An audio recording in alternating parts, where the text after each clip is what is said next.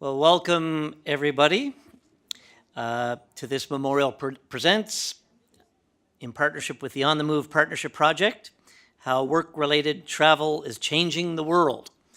I'm Rob Greenwood, Executive Director of the Harris Center at Memorial, and delighted to be here in the Amira Innovation Exchange, Signal Hill campus for this Memorial Presents. We are webcasting this evening, so we're going to try to keep on time throughout the evening. That's pretty much my sole meaning in life these days. And a few housekeeping items. We have emergency exits out the way you probably came in on the top level, but also on the bottom level. And you muster at the end of the parking lot. Hopefully you'll bring your coat with you. Washrooms are out through that door on that side, or do the loop, and there's one just outside the door. Cell phones, the usual routine. You can keep them on, but turn off anything that beeps or plays music or whatever. We will be taking photos during the session, so let me know, or Boyan, the big guy with the camera, if you don't want to be in any photos. And we are webcasting tonight's session, as I mentioned. Before we officially get started, because we do digitally record these also, and they're all on the Harris Center website. Before we get started, I would like to respectfully acknowledge the territory in which we gather as the ancestral homelands of the Beothuk, and the island of Newfoundland as the ancestral homelands of the Mi'kmaq and Beothuk. We would like to also recognize the Inuit of Nunatsiavut and Nunatuavut, and the Innu of Nitassinan and their ancestors as the original people of Labrador. We strive for respectful relationships with all the peoples of this province as we search for collective healing and true reconciliation and honor this beautiful land together. As many of you know, this session is part of an international symposium taking place, bringing researchers, students, and community partners from across the On the Move partnership together here to discuss research findings and plans for the future as a 7-year project comes to a close. Many of you also recognize that long-distance commuting and other extended travel to and within work is a reality for a growing number of Canadians. The consequences of being away from family and home communities has a significant impact on their lives at home, on the road, at work, and in the wider community. Tonight we'll hear from the On the Move Partnership Research Director, Dr. Barb Neese, followed by a diverse panel of experts and stakeholders on the key findings of the research on these consequences and their implications for families, communities, industry, and policy. Without further delay, I'd like to introduce Dr. Bernice Neese. I've summarized her bio a little bit because it would be a very long night to list all that she's currently doing, not to mention what she has done. Dr. Neese is a university research professor in the Department of Sociology and a senior research associate in the Safety Net Center for Occupational Health and Safety Research at Memorial. She is also a fellow of the Royal Society of Canada and was president from 2012 to 2014 of the Canadian Association for Research on Work and Health. Her research focuses broadly on interactions between work, environment, health, and communities in rural and remote contexts. She has also done a load of research on most aspects of the Newfoundland and Labrador fishery. Her current research responsibilities include acting as co-investigator, theme co-lead, and member of the Research Management Committee of the Marine Environmental Observation, Prediction, and Response Network of Centers of Excellence, and co-chair of the Newfoundland and Labrador node of the SSHRC-funded Center for Research on Work Disability Policy, and of course, is project director of On the Move. Barb is also going to share the podium. She always likes to keep me on my toes. Learned this about 12 minutes ago. With a great colleague and partner in the On the Move project, Kelly Vodden, who is Associate VP Research at the Grenfell campus of Memorial. So Barb, I think, will take about 20 or so minutes, and Kelly about 10. I'll be sitting there with my little time cards and love to be ignored on a regular basis, and happy to turn it over to Barb.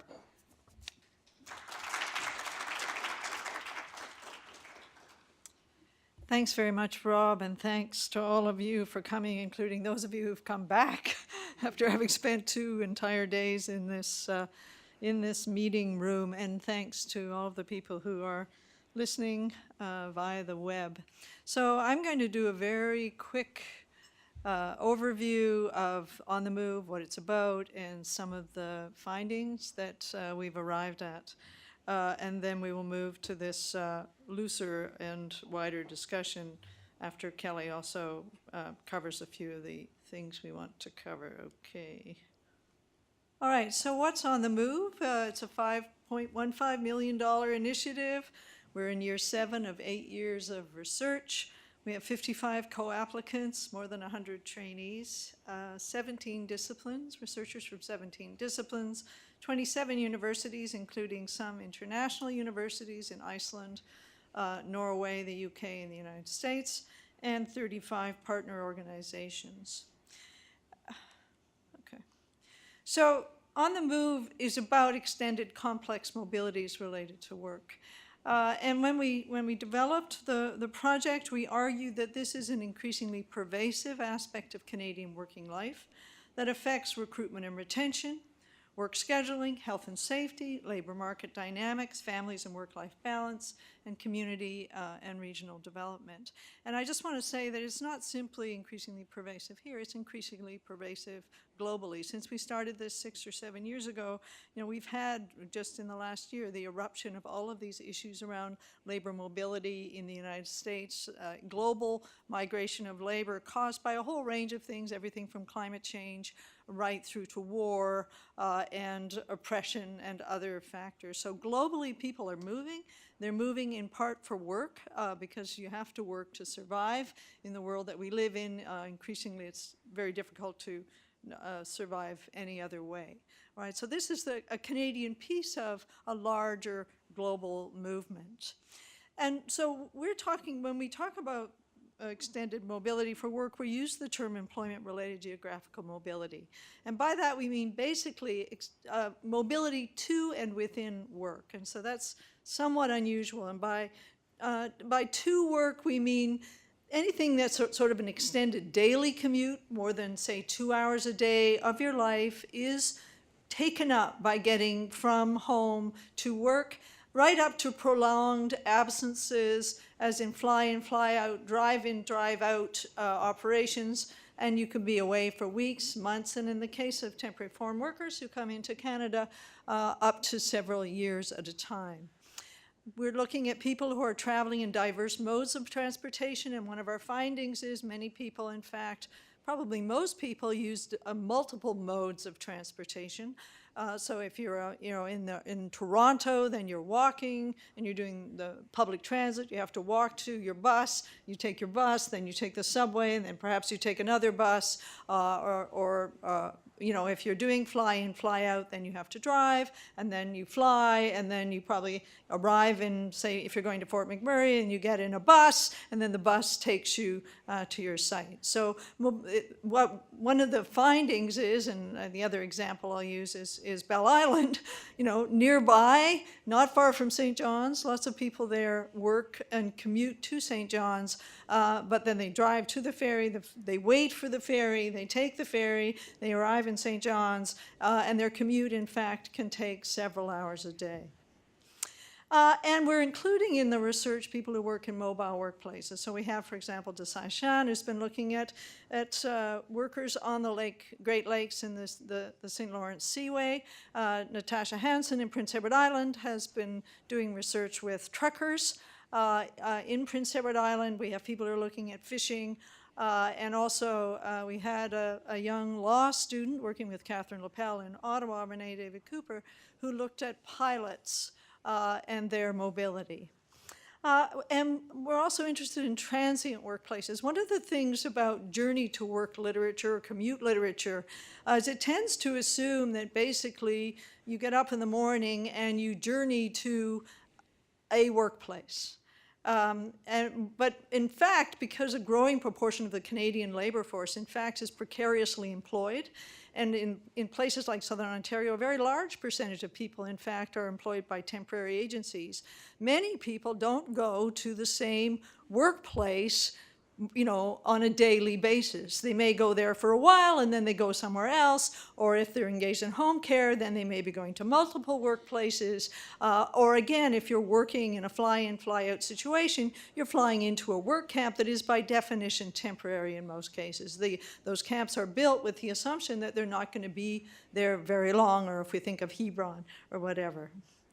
And we're looking at multiple sectors. So we're looking at everything from construction through healthcare, professionals and paraprofessionals, in the service sector, mining, and again, shipping and other sectors.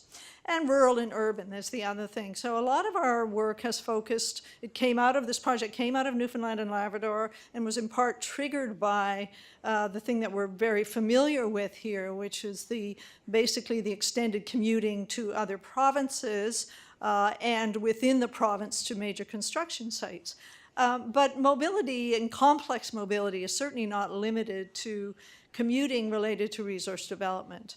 And I would say one of the major findings from this study is that in some ways, some urban commuting, and this wouldn't surprise people who study commuting, they've always said, well, urban people have it the hardest, right? And I don't think it's a question of them having it the hardest.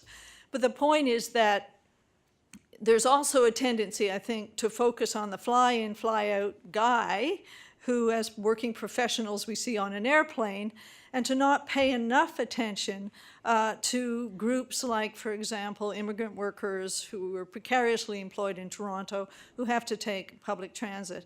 And so it's an issue of time, it's an issue of complexity and difficulty in achieving that commute and the relative cost. And I'll just also make the point that, you know, many people commute daily. Fly-in, fly-out workers, in fact, often, you know, if they have a good rotation, might commute once every 2 weeks, 2 weeks in, 2 weeks out. Maybe they're commuting for 3 and 3 or whatever, right? So a daily, prolonged, expensive commute that you have to make, where you have to fit that into your working and your home life, and where you're using potentially up to a third of your salary to do that, is largely invisible in the commute literature. It's largely invisible, I think, in a lot of people's thinking, but it's very important to be aware of that other kind of pattern as well.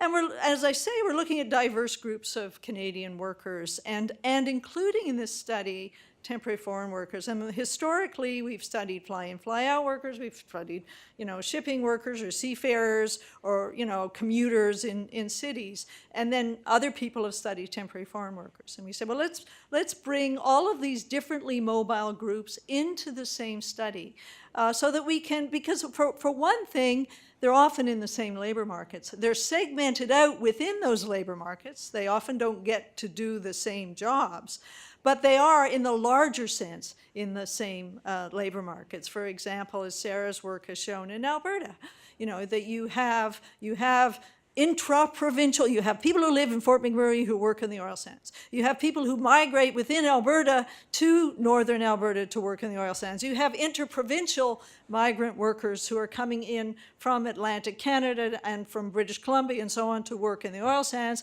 And you have temporary foreign workers who are also in that work environment. Again, often doing different kinds of jobs on different kinds of rotations, making different kinds of incomes, and there for different periods. So we've had a series of different research methods that we've used. We've done a whole policy component research that Catherine Lapel at the University of Ottawa has been responsible for, but many researchers have been involved in. We have a small statistical research piece that Michael Hahn at Western has been leading up. Lots of field research, heavy investment in field research in this project, many, many, many interviews, surveys, on-the-ground research, and for a very good reason. We knew the statistical sources were not good. They're still not good. They're better than they were when we started, but we knew that they really would not tell us what we need to know to understand the dynamics and the diversity of this kind of mobility and to really start to understand what it means in people's daily lives. And then we have a small online survey component that included surveying union leaders and shop stewards, particularly those in the service sector who are dealing with workers with complex commutes in urban environments, and a survey of human resource managers as well around what companies are doing in order to accommodate the needs of migrant workers. So our key questions are, who is engaging in these complex and potentially very onerous kinds of mobility? Why are they doing it? You know, as Shiv in her panel said today, she did research on internationally migrant nurses who are coming into Canada from places like India and the Philippines. And she said at the end of her presentation, my naive question is why? Like, how did these nurses from these places end up here in this nursing home taking care of elderly and ill Canadians? Like, what, you know, and so that's in some sense the naive question that I think has been behind all of our work. And then with what consequences? What are the consequences of this kind of work? Well, the other thing is, what are the drivers? So again, who's doing it? Why includes what are some of the drivers for this kind of engagement? And then what are the consequences for employers, for workers and their families, and for source and host, and now we've added hub communities, which Kelly will talk about. So again, just to put this in perspective, we now have the 2016 census. And one of the, you know, the findings are interesting. I think, you know, 15, 20 years ago, we really thought a lot more people would be working at home. You know, well, we've got the technology, you don't need to go to work. Like, who needs to commute? I can go to my room and my office at home and do my work. And actually, the proportion of people working at home is declining and has continued to decline. And the average commute per day in Canada, and that's just time spent in the simple commute as I understand it, but Michael would know better what they're actually asking. The average commute is already at a roughly an hour a day, and if you're on public transit, 1.5, right? But that's the average, and and again, this is from the census. The problem is the census doesn't capture in particular, it doesn't capture interprovincial commuting, right? Except in a very tiny sense. We needed a whole other data set in order to really get a sense of what was going on there. The other thing is it doesn't include no fixed workplace. I mean, it includes no fixed workplace, which is 11.5% of all the Canadian labor force, says, I don't have a fixed workplace, so we have no idea what that 11.5%, which is millions, I'm assuming, of the Canadian labor force, what their journey to work looks like, even in basically in terms of time. And that is up from about 8%. The proportion, and again, I think we're looking at the temporary form, or the temp agency workers there, we're looking at, you know, interprovincial workers, we're looking at precariously employed workers, we're looking at a whole group, construction workers, truckers potentially. Construction workers are actually very high. We do know that about the no fixed workplace. So essentially the census says that commuting time is going up, but it actually seriously underestimates the amount of what's going on and doesn't tell us very much. Now, since we started this, and it was triggered in part, again, by going into Newfoundland communities and finding there's nobody home, like where are all the men in particular in these communities, we now have another data set that does give us much better data on interprovincial employees. And this is just a graph showing the number of interprovincial employees for Newfoundland from 2005 to 2014 using that other data set. And it tells us, you know, I think what we knew intuitively in rural communities, you know, at peak in 2008, but that's also important. In 2008, we were looking at over 30,000 Newfoundlanders and Labradorians who were earning part of their income outside of that province, outside of the province. But the other thing is it tells us that 2008 was the peak. This project started in 2012. So we were already on a decline. There had been a boom, but we were already starting to see a decline, and unfortunately, we don't know what's happened since 2014. The other thing we can tell from these data is the regional distribution within Atlantic Canada of these interprovincial workers. And this shows us basically that it's not evenly distributed. It's particularly concentrated in certain rural areas of Newfoundland and Labrador in terms of very high rates, although actual numbers of interprovincial workers would be higher in St. John's, for example. The proportion of the labor force who's interprovincially mobile is much higher in some of these rural areas like the Burin Peninsula, the Southwest Coast, and up in Notre Dame Bay. The types of workers, again, we kind of knew this. A lot of them are construction workers, that's your peak sector there, and a lot of them working in things like oil and gas and so on. And we had an instinct. We could see the building. We could see what was going on in rural areas. We now actually have some statistics on the amount of money that was being earned outside of the province. And a large portion, we think, or a good amount of it was coming back in. And so you were looking at, across Atlantic Canada, over $3 billion a year at peak in 2012. And that was 9.2% at peak of earnings of the entire labor force in this province. The other thing is we now have statistics that allow us to look at median earnings in the year before people traveled for work and median earnings in the year after they traveled for work, and this is for 2014. And it does show that there is a mobility premium there in the sense that earnings go up, they're higher when people are mobile. And we have field research that speaks to this as well. This is a quote from George Gamelch's work, where a worker, a tankerman on an oil tanker, says offshore oil workers earn at least double what they could make onshore. The money allows them to live in rural Newfoundland and Labrador. But one of the questions is who actually is able to access this mobility premium. The second thing is, again, how big is it? And this is the gender of interprovincial employees from Newfoundland and Labrador from 2005 to 2014, and it shows your ratio of male to female interprovincial employees. And what we see there is it was about 2.7 men for every woman who was doing this in 2005, and it goes up to over 3.5 by 2014. So we know the numbers are going down. We know the gender ratio is changing, and that suggests that as the interprovincial opportunities declined, women were dropping out more rapidly than men.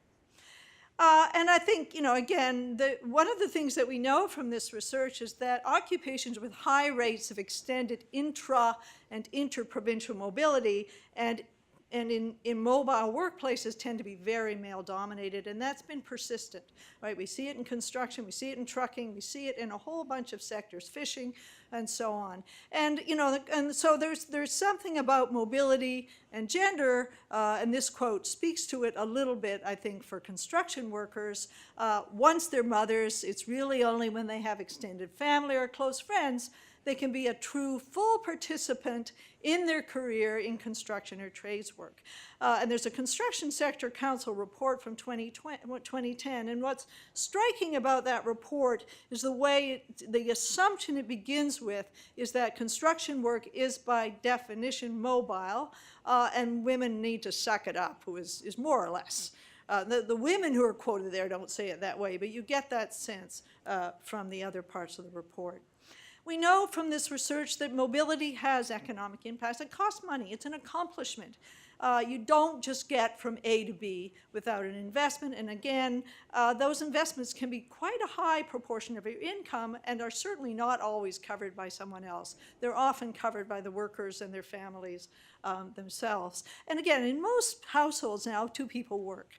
So if one person is mobile in one direction and the other person is mobile in another direction, then you're looking really at a double cost. Okay, and we know that fast money and fragile living. So one of the concerns about mobile work is it comes the economic premium or the mobility premium is often in very volatile sectors. You can get very big money for a very short period of time. We were talking today, about the big houses as an indication in rural Newfoundland that you can make more money through mobile work. But my question is, and I don't know if we've measured this, is what's the debt level, right? People are making more money, but they're making it for a short period of time, and you don't pay for a house in a short period of time. And one of the concerns that we found in the construction work we were doing was with interviews with older workers, was that they were very concerned. They knew the industry, that you just couldn't count on making big money. And they were very concerned by what the younger generation was doing. So I'm out of time. There are transportation costs and hazards, and there's a whole section on family impacts, which I'm gonna have to skip, so I'm gonna turn it over to Kelly.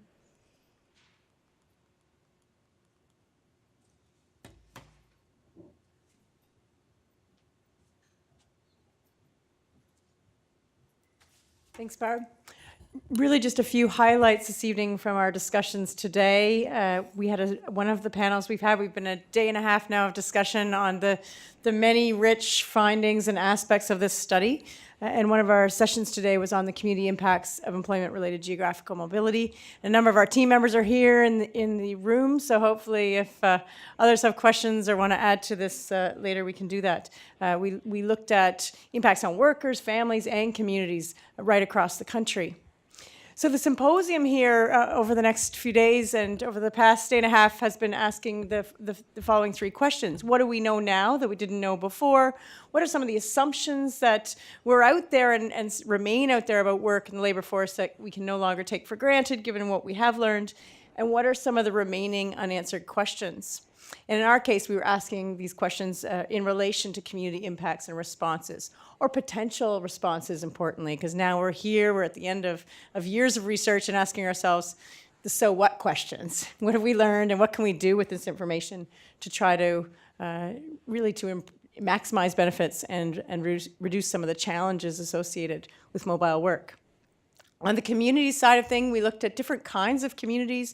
One kind of community, as we've referred to as a host community, where workers are going while they're at work. The second kind of community was a home or source community. We had some discussion about this today, and that will continue, no doubt. The source community being where communities come from, where their primary residence is, where their families are living. I refer to it as source versus home because one of the things we've been discussing is whether people can have multiple connections to multiple places they call home, perhaps at where they work and where their family lives, and in between. The third kind of community, as Barb mentioned, is a hub community, where people are traveling through to get to work. Communities that facilitate this employment-related geographical mobility. Often these communities have airports, and they're the places that people are flying in and out of. We looked at Deer Lake here in Newfoundland and Labrador as an example of a hub community. There hasn't been a lot written about these kinds of communities, primarily in Australia, and here we've really only touched the surface looking at Deer Lake.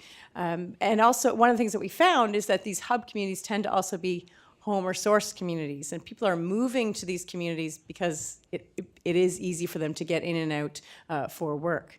And in some cases, keeping their original homes in places like the Northern Peninsula so that they can go there when they're on their time off of work, ideally with their families, but having a kind of main residence near the airport where they can get in and out easily.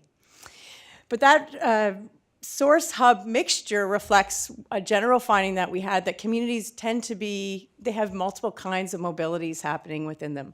And I'm talking here about communities of place primarily, but of course there are different communities of interest within each of these communities of place. But what we might call a SOHO community would be a source and a host community. And many of the communities that we looked at are just that they have people going elsewhere for work and people coming in for work. So communities with permanent resident mobile workers, but also hosting mobile workers. So in terms of what we've learned, that mixture of types of mobilities is probably reflects one of the big findings from the project as a whole, is the complexity of mobility in our communities.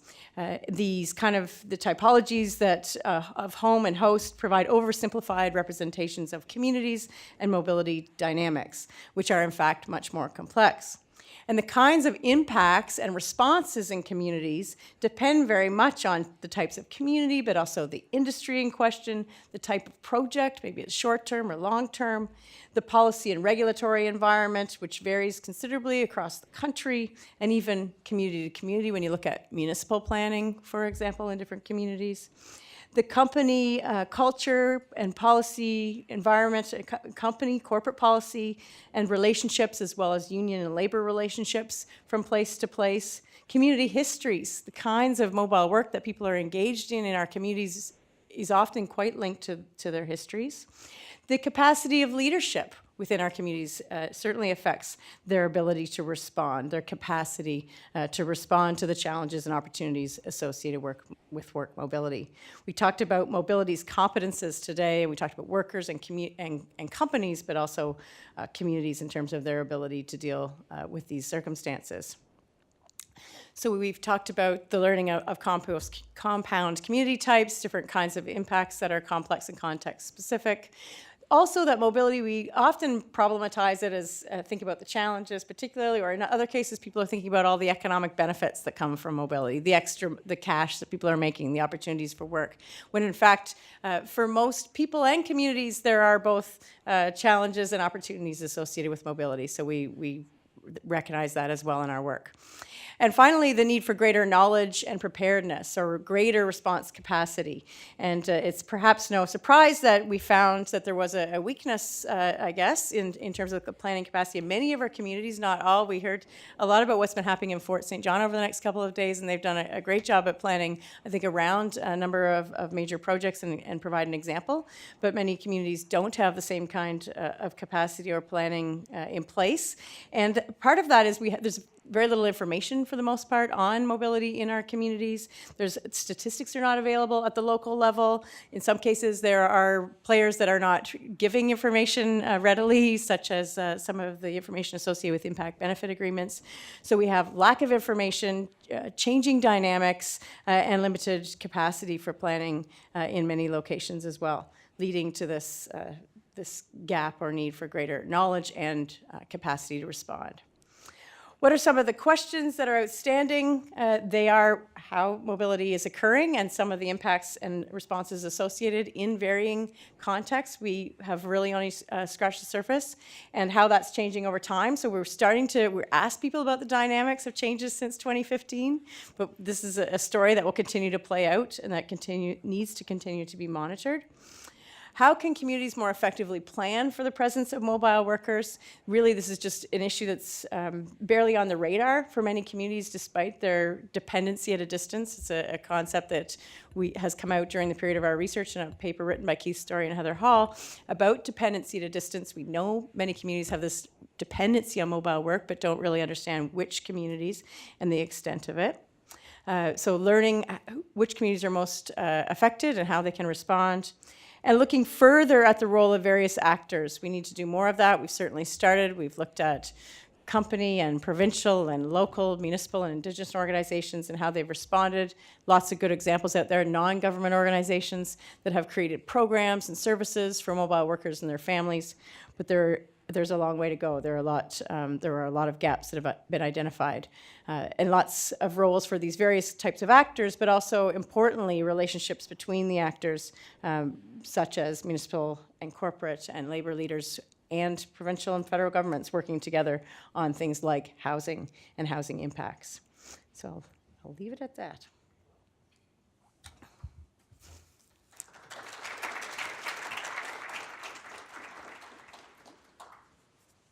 Thank you, Kelly. So I'll ask Barb and Kelly, actually, to come join me up the front with the panelists, and we'll move over to the comfy seats.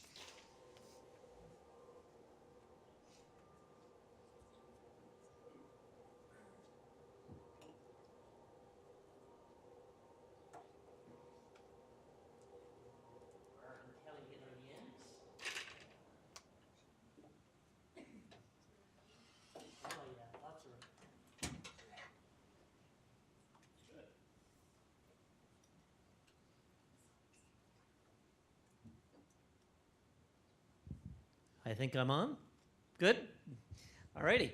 So we have an amazing team here to have a few brief presentations and then a conversation with all the amazing expertise in the room and interest in the room. And I think everybody in Newfoundland and Labrador is living with this issue, so we're all experts. Catherine Lepel is right there, and she's at the University of Ottawa, and she's a Canada Research Chair in Occupational Health and Safety Law, and is the On the Move Policy Component Lead. I'm going in order in which they will present, so see if you can remember that. Second, Bob Glossop, over on this side, is former Executive Director of the Vanier Institute of the Family. He's pinch hitting for a colleague who is still with the Vanier Institute, I think, but Nora Spinks, but unable to make it here this evening. And he is on the Move Advisory, he is the On the Move Advisory Board co-chair. Next to me is Laurie Ackerman. Her worship is mayor of Fort St. John, BC, and they've done a lot of great work with mobile workforce, and we'll hear about that. And then we have Jared Matsunaga Turnbull. Not as good as I did this afternoon, I don't think. Okay. He's executive director of the Alberta Workers' Health Centre. And last but not least, Newfoundland and Labrador's own, straight out of Lewisport, Dietra Walsh is at the Arctic University of Norway, formerly known as the University of Tromsø, which Memorial has a long tradition of collaboration with. And Dietra is not only part of the On the Move team and studies all this, but she really, as she will talk about, I think, lives work-related travel. So we have a great combination of expertise here. I'm going to kind of keep track of time. We'll start off with Catherine, so about 5 minutes, and you can take my mic. Thank you. Take it away. You're going to ask me a question? Or, I guess I should, sorry. I can make it up. I know they know what they're going to. I mean, you can skip the question. I'll just answer the dive right question. into it. Okay, so, I like this, so, kind of Q&A. yes, so, Rob, what was that question? No, the question that I was supposed to be answering, I lead the policy component, and they asked me to talk a little bit about what we found in relation to some of the issues that we were looking at. And we've looked at a broad range of policies from immigration to labor standards to welfare, unemployment, EI. But what I'll be talking about in my 4.5 minutes that remain is workers' compensation and occupational health and safety. And to put this together, we started off first, the occupational health and safety part, we started off by bringing people together who had been practicing in the field for decades, either regulators or people from unions or people from injured workers groups, saying, what should we be looking at in terms of occupational health and safety, given the spectrum of the mobile workforce that we're looking at? Because people in the field, specialists in occupational health and safety, they know completely what the problems are, but they're not familiar with the spectrum of mobility. And so we really had to get people to put their minds around, what should you be thinking of if we're talking about everybody from the long daily commute to the temporary foreign worker? And to make a very, very, very long story short, we started in 2013, this project. We got really a message that there were 4 prongs to what we should be looking at. You have to look at what happens when people are getting to work, what happens when they're at work, what happens when they're living at work, and what happens when they're living at home. And many of us, and I myself, I'm a lawyer, so that we're interested in seeing whether there's regulatory effectiveness, which is a big word for saying the laws that exist, are they working well for these people? And where are the gaps and where are the strengths? And so we put that together. We were looking at 7 provinces at the outset, and we're looking in depth, both in terms of the laws, the regulations, the policies, the case law, the experience of people that are coming out of the field, and also, of course, key informants in the different provinces, what they were telling us. And what they were telling us for people who were getting to work, and what was obvious in the case law, because you know there's a problem if there's a lawyer involved, right? Is that people are not considered to be at work when they're going to work sometimes, but that is really, really fuzzy. Sometimes a home care worker, the first trip to the first client is not considered work-related, but the second trip between the first client and the second client is work-related. But if you're in another province, it will be considered work-related, and then in other cases, it depends on whose car it is. So that if you want to know your rights in terms of transparency and access to justice, this is not an easy question, be it in terms of health and safety. How do we prevent those long commutes that lead to fatigue in safety-sensitive jobs? That's a problem for regulators, it's a problem for employers, it's a problem for workers. But at the same time, what happens if you do get injured? Are you covered? And that's when we get into the workers' compensation. And are you covered, and at what level? You're making $150,000 in Alberta. If you come back to Nova Scotia, I know the numbers because I looked at Nova Scotia in particular. If you choose to have your claim managed here, you'll be based on $57,000 a year, whereas in Alberta, there's now no limit as to maximum insurable earnings. So there's lots of really complex, technical, difficult. Nobody likes doing workers' compensation law except me and 3 other people that I know. But it gets infinitely more complicated when you're looking at the mobile workforce. And prevention and compensation, they go together. So occupational health and safety, they don't count the commute, so then they don't try to prevent the long commute. Desai Shan's work, and she's part of our policy component, they don't count the hours you spend before you get to the ship, and then you get on the ship and you have a 12-hour shift. But if you've just done an 18-hour commute or 12-hour commute and 6 hours in Tim Hortons, you're not at your best, we can say it like that. That in the risk assessments, it doesn't necessarily get evaluated. So that we're failing to prevent accidents in some cases. In terms of living at work, there's hugely under-regulated sectors, be it work camps, be it places that employers are paying for. In terms of considering whether where you're living is work or not, in terms of the prevention and the quality of the premises that you're provided with, every province is different. Many of them don't have any regulation at all.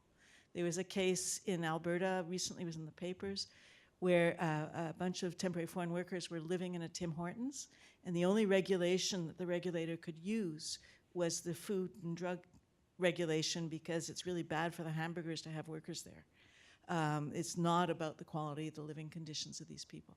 So that be it at getting to work, being at work, living at work, and then of course work-family balance creates problems in terms of prevention, and it creates problems in terms of compensation if something goes wrong and if you get ill. Is that 5 minutes?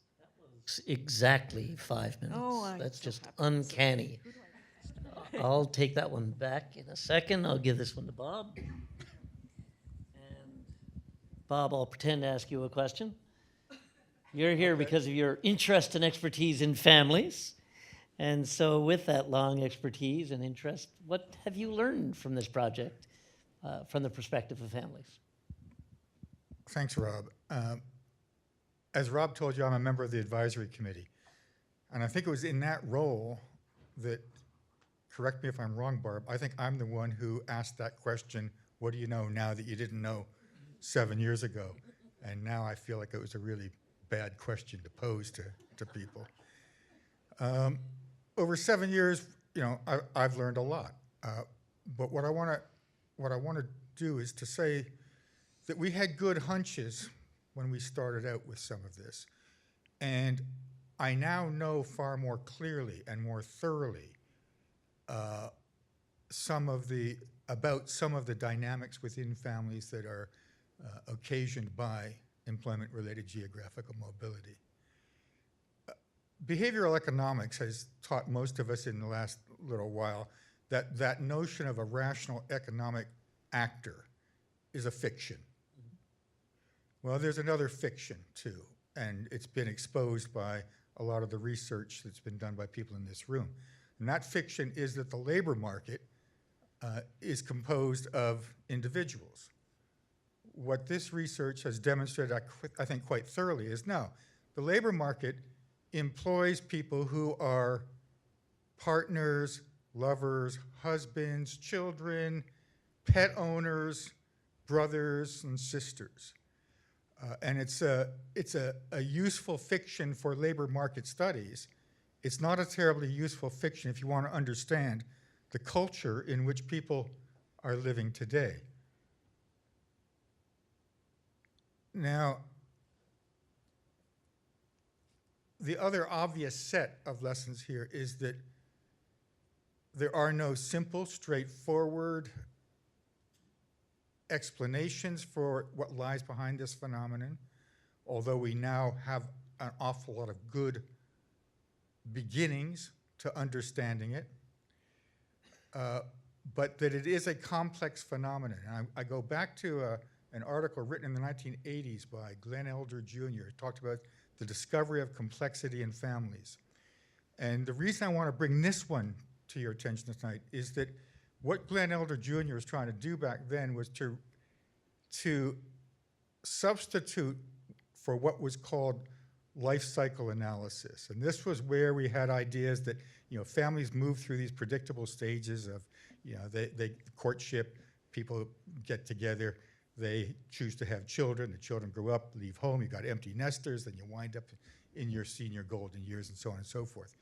And he realized that there was a profound limitation to that kind of analysis and that theoretical framework, because what it discounted, it didn't account for, was the changing historical, economic, political, and social circumstances in which people move through those stages of life.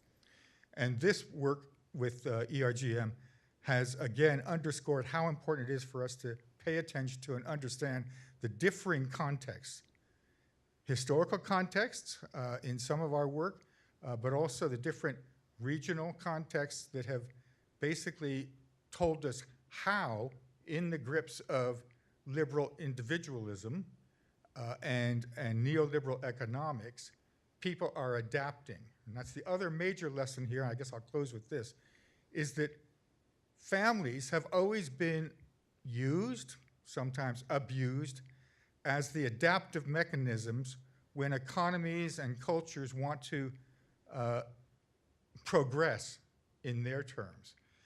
Families are the adaptive mechanisms that are like an elastic band. They can stretch, they can contract.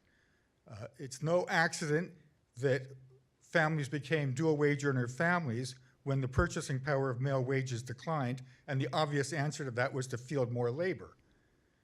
That was an adaptive mechanism on the part of families. But there's a limit, I think, to how far we can push families. Certainly there's a limit to how far we can push families without recognizing the reality and the strains and stresses that they experience. And I don't want to miss the opportunity to point out what's really going on beneath the surface of some of this research. People, when asked, these are the people that the researchers have spoken to and who have taught us, said, well, I'm doing this for my family. I have responsibilities to others. Or I want to have a family and I want to put some money aside. And after those explanations are voiced, doubt often creeps in. And somebody will say, I'm never sure from one day to the next if what I am doing for my family is the right thing to do because I'm away so much. It wouldn't be as bad if there wasn't a child, but children just make it so much harder. And then the mother says to the child, don't tell him about it, Dad. There's nothing he can do and it'll just upset him. And the child says, whenever he's home, he's not really home because it's like he's recovering from his time away or he's getting ready to leave again. And Mom says, when he's gone, I'm a one-woman show and I don't even know if our daughter misses him anymore. And it's really strange, but when he's gone, I manage quite well. And I have a routine and I look forward to his return. But when he comes home, everything goes out the window like he's on vacation. So as a researcher, my ears are alert when I hear these utterances. But as a human being, my heart stops and my eyes get a little weepy when I pay attention to these expressions of love, hope, and anguish. Thank you, Bob. You can give your mic to Lori. And Lori is mayor of Fort St. John. You have a lot of experience with in your community with work camps and mobile workers, and how have you handled that, or what lessons have you learned? Thank you. When I was thinking about it, it's actually 7 years tonight that I was first elected. So what did we know 7 years ago? Very little. At least me from a municipal perspective. I said earlier today that, when senior levels of government shift their policies, we're that catch basin.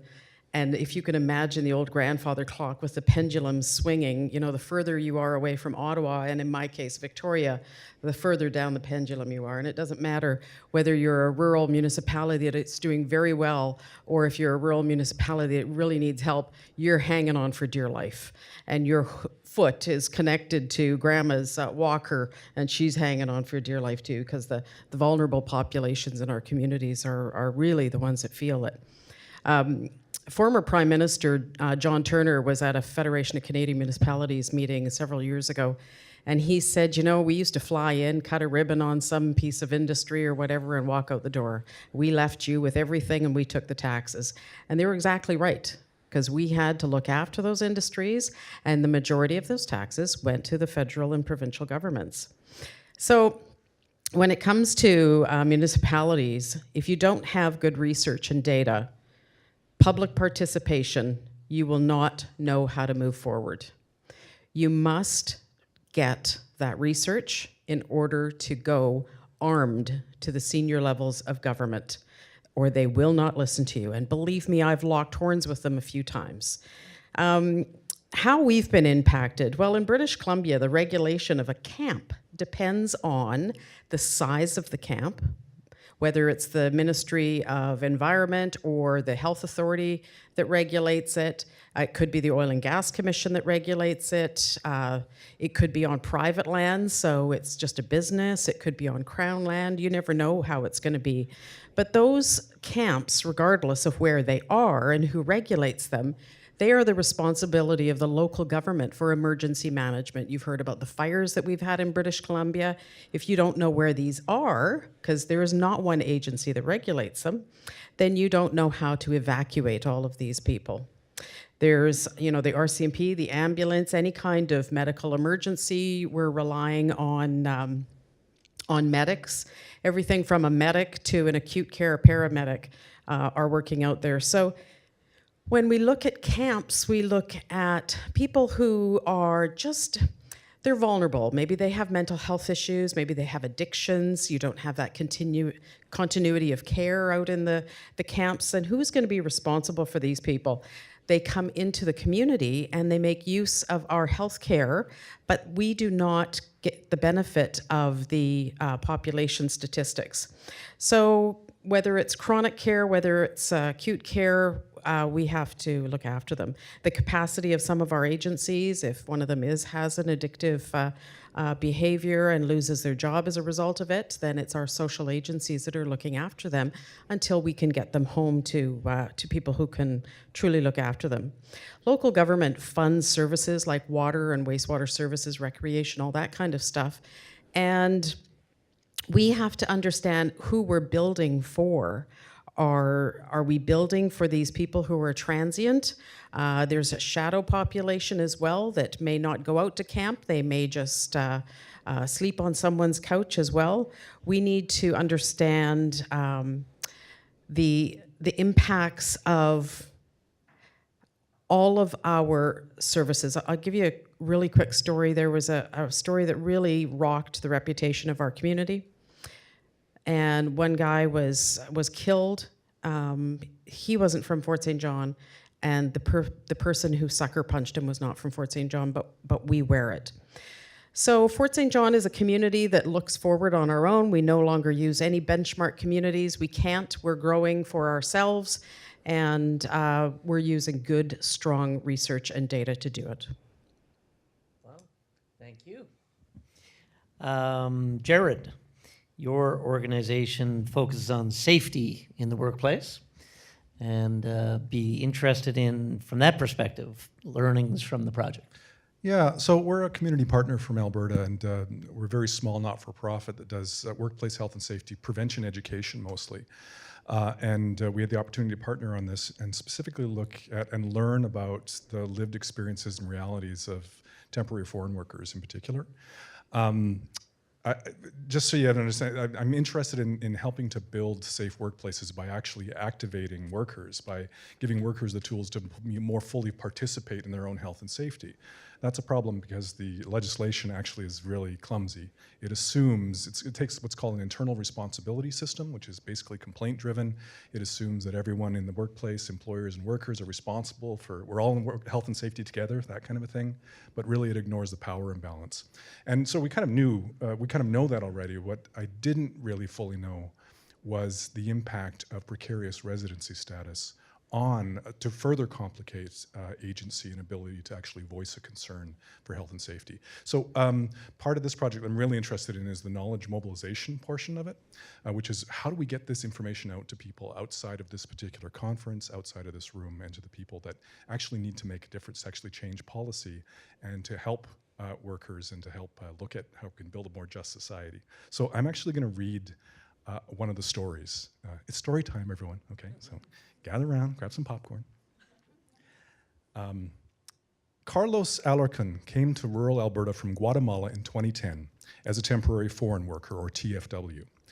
He was hired by a meatpacking company with the promise that he could become a permanent resident through the Alberta Immigrant Nominee Program, or AINP.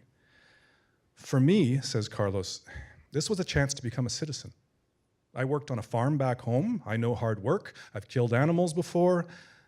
But I had no idea it would be like this. Carlos arrived not speaking any English. After a very brief orientation in Spanish, he was given the job of sticker.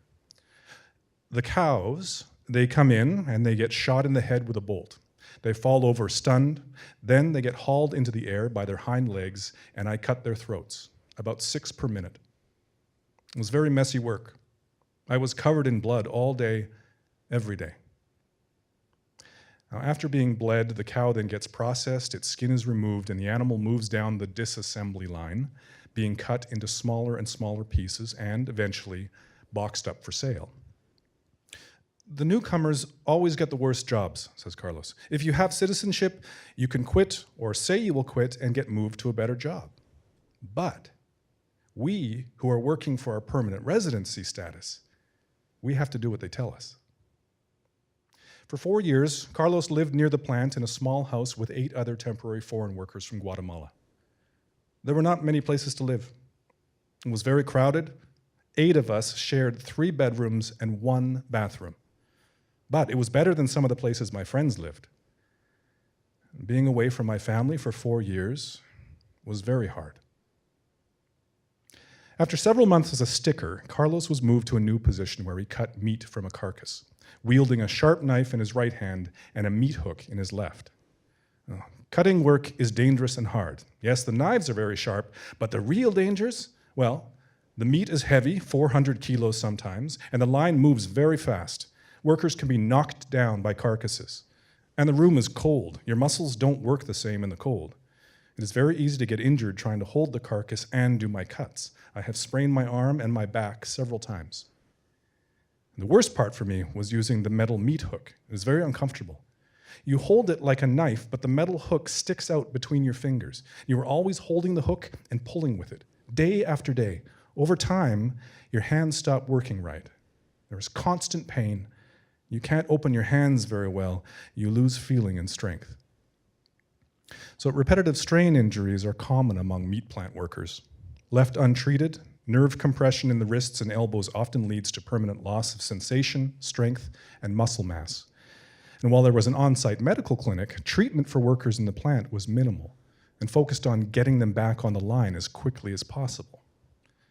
They give you ice, pain creams, Tylenol, and send you back to work. They tell you to soak your hands in cold water and then hot water at home and do stretches.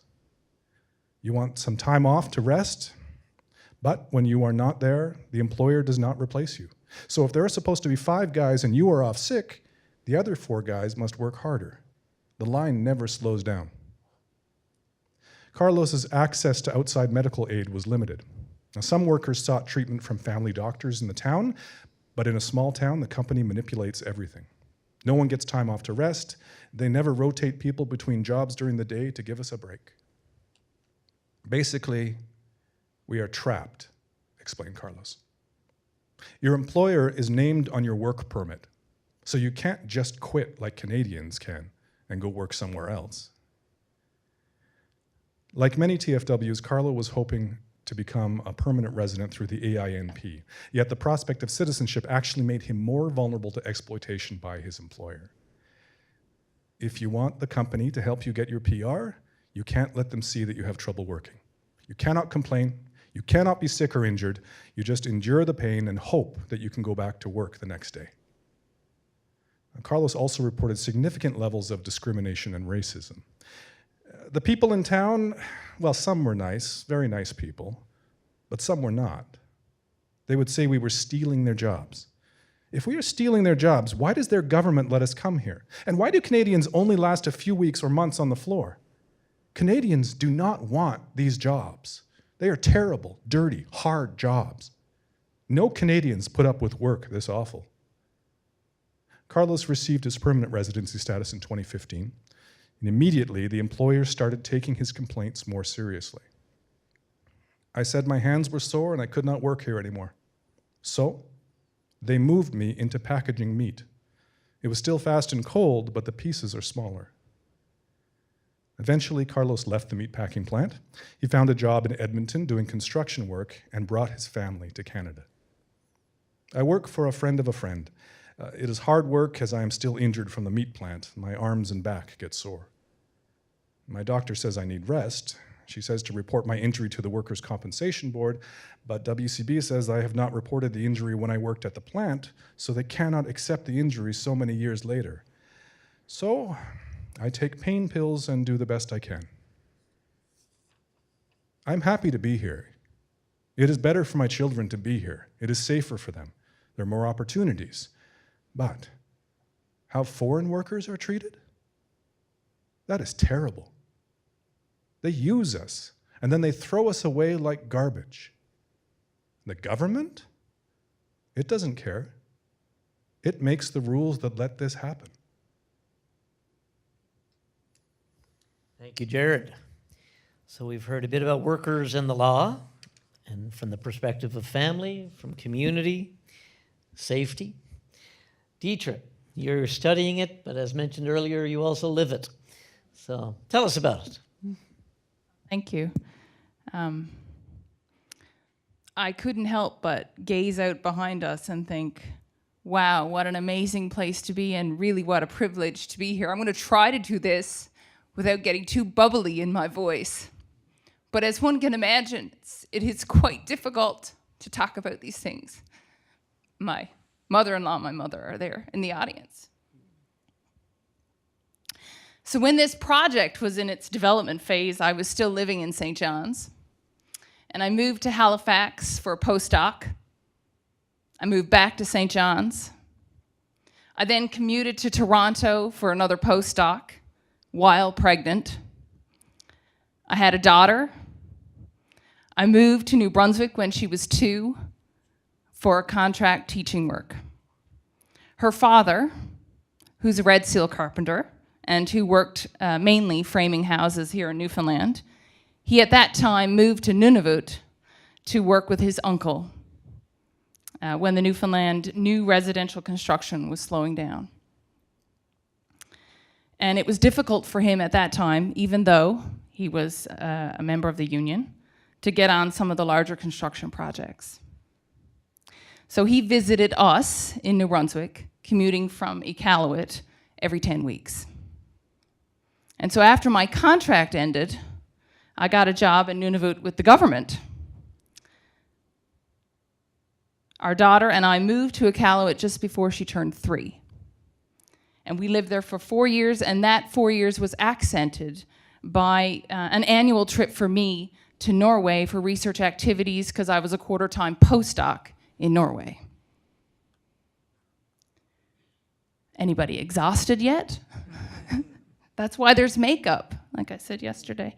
So she and I now live in Norway, and her father still lives in Iqaluit, and he visits us when he can, and we've costed his route from Iqaluit to Toronto at about $1 a kilometer. It's about 3,500 kilometers as the crow flies, with a couple of stops in between. So, all that to say, what have I learned? Well, I can tell you, and thank you, Bob, for those comments. I almost got bubbly at the end with the discussion amongst that family as well, because I felt I had lived that conversation. What have I learned? Moving through geographies while in a relationship and parenting a small person and working full-time to be the best you can possibly be in your profession is challenging. It's challenging for me, and it's challenging for the other two people, and the two people back there, and the other people that are in our lives. It's hard, it's lonely, and it's expensive. But, like I said to Rob today at lunch, Rob, I can make it anywhere. And that's the truth. Why can I make it anywhere? Well, I can make it anywhere because of my attitude. I'm pretty positive about anything, and I think, well, there's a job to do, we got to do it, let's go. And it doesn't have to be in academia, it could be in government, whatever it is. And I think that's something important for all people to keep in mind. However, why can I make it anywhere? I am in a position of privilege too. I'm white, I'm well educated. So the opportunity, the path, and even the desire to make it anywhere, or indeed to make it, whatever that might mean, is not equal. And this is something I have learned. This is something I've questioned as well. What shapes what we expect of people as it relates to employment? What are our expectations as employers, as labor market program designers, which I've done that too? As employment insurance policy makers, been in on those conversations with changes to the labor market funds. As academics, how are all these expectations shaped by our own privileges and experiences, and how do they impact what we do? We have to think quite carefully about who is included in the labor market, how and why they are included, who is excluded, and for what reasons. And I have learned that we all have to do a better job at understanding others. And in that process, empathize with others who are different from us. And we need to advocate for and with them. And while I'm no doubt sad that I do not live here in Newfoundland with my partner, when I look out there, with our families around me to enjoy and watch their granddaughter grow, yes, that is difficult. It is difficult. But I'm happy that the experience of being mobile and opening myself up to understanding others has given me the opportunity to do the things I just talked about and to question myself. And particularly, and I must acknowledge, the fine colleagues in Nunavut, my Inuit colleagues, and the people I worked with, and all the Indigenous students that I'm working with now. I'm working with them and advocating with them. So, all this to say, and thinking about the question that was asked today, what am I doing here? Do I have some time left? Okay, I can finish it up. Yeah. What am I doing here? Why am I doing this? I've just told you a bit about that, but to answer your question, Barb, is there an economic premium for me? I doubt it, not at this point. Not at the $3,000 plane tickets. But sometimes I can't help but wonder if we could have made it here. Could we have made it in Newfoundland? Could we have done that? Piecing it together, though, through a contractual life. Would that have been a good thing? I don't know. But to learn things, to give our daughter experiences, to work with others, to be a better human, to be a voice with and for others who cannot and who are not able, that only comes through being able to be out there and be mobile. So I take comfort in that. Thanks. Thank you, Deetra. So, Barb and Kelly, see what you started here, Barb? Any thoughts, further comments you'd like to make before we open it up to the floor for questions? Key takeaways from the project that you have in mind now? We can get a mic to you there.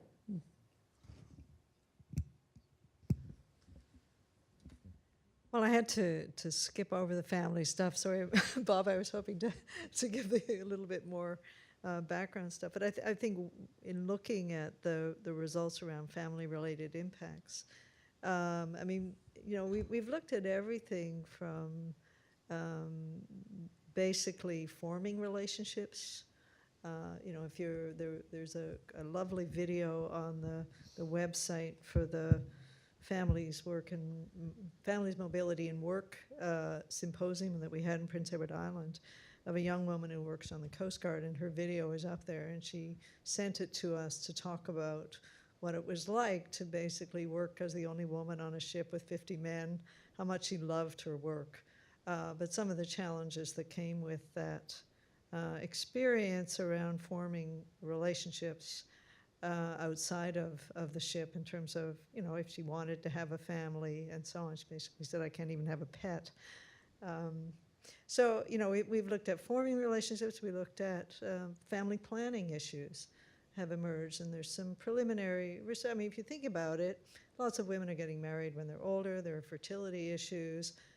How do you arrange family planning when you or your partner is coming and going on a regular or an irregular basis, which is not common in these, not all that uncommon. And then young mothers. So there's a lovely Newfoundland study that's just been published where they interviewed young mothers on the west coast of Newfoundland and Labrador, again, whose partners were away, and their experience in that critical transition in their lives, into that the beginning of their lives. And again, a lot of these women work. I mean, they have jobs, and now they're living with someone who is working away, and they've agreed to it. As a couple, they've made up their minds that this is how they want to try to do it, but it's not a simple matter by any means. And there are women out there who've been involved with this project and who've provided support to us and insight as young mothers, and who are reaching out and trying to help other young mothers as well, who are in the same situation, using social media and so on and so forth. And then you move up through you've got parents who have grandchildren who move away for work. There's a lovely digital story that George Gemelch helped produce with Diane Royale and others, that's on our website, about an older couple up in Bay de Verde who moved away after the cod moratorium, spent Christmas in a hotel eating a turkey wing, and just got fed up. But while they were away and working in the camps, she acquired a lot of skills around food service and so on that she used and brought back, and they used those skills to establish a bed and breakfast. And so they're now living back in their community and engaged in a different kind of occupation. So, I mean, the family questions are complex. I mean, I think they're really interesting. Sometimes there are real challenges there, but there's a lot of resilience in the families that we've encountered, I think, over this research. But there's no question that regular coming and going and good incomes and support are pretty critical. Social isolation, uncertain coming and going, prolonged absences, I think are much harder. And prolonged absences and short returns. Someone said when they were flying down, they met someone who had been away for 6 weeks and had 1 week off, and they'd spent 3 days trying to get home. So the expectation is built at home. They've built up the expectation they're going to be back. The family is expecting them. And they've probably been working nonstop for 6 weeks, 12 hours a day, and then 3 days of travel, and they're going to be home for 1 day, 2 days, if they get home, and then they have to go back. It's that kind of stuff that I think makes this really hard. Kelly, any quick thoughts for yourself, and then we'll turn it over to the floor. Well, just one of the themes that we've been talking about over the last few days that came up in some of the stories were concepts like choice, agency, freedom.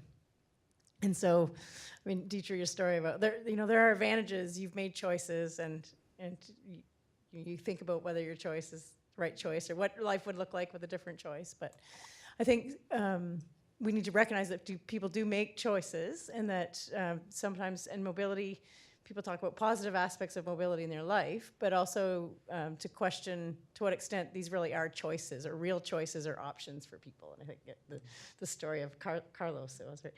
to what extent was that a choice? I mean, yes, there was an element of choice, but there were other things that were not, you felt very much forced to do certain things. So how can we think about the extent to which these really are choices and freedoms for people, and what the sort of structural conditions are and the larger forces that are forcing people to make choices that they wouldn't otherwise make. And so I think there's that sort of dichotomy between agency and structure, which is classic, but this issue of and topic of freedom and choice, I think it's important. It's important to recognize it is a choice that people make, and some of the things we talk about at these meetings are not being too kind of having these negative connotations about mobility, and respecting that there are benefits and these are choices that people make. There are ways that people keep their communities alive by moving, but then also thinking about, well, why are they having to make these choices? And from a rural development community perspective, is it there? In many cases, people are saying it's because there are no jobs in our communities. There are no options. So to what extent are our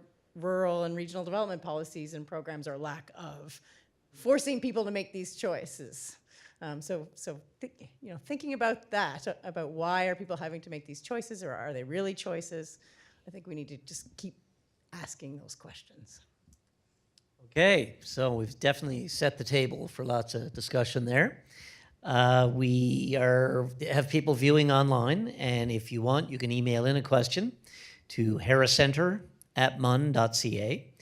And if you are in the room, and there's all kinds of people with expertise here who heard a lot of presentations today, so there's an opportunity for some dialogue. And if you weren't here today, every question, comment is welcome. Put up your hand and we'll get a mic to you, because even if we can hear you, we need it for the people online. And so please do put up your hand if you have a comment or a question, or email one in. And Kathy, Justin, you do have another mic back there? Okay. Yep. Right over here. And please do introduce yourself and make a comment, question, and we'll open it up. Hi, my name is Sam. I'm a graduate student in the sociology department at MUN. I just read my first government policy from Global Affairs Canada, and so this is probably a question more for policy folks.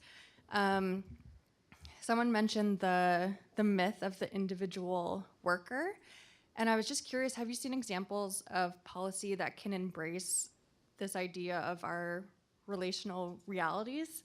Like what would a good policy look like? Have you come across that? Thank you.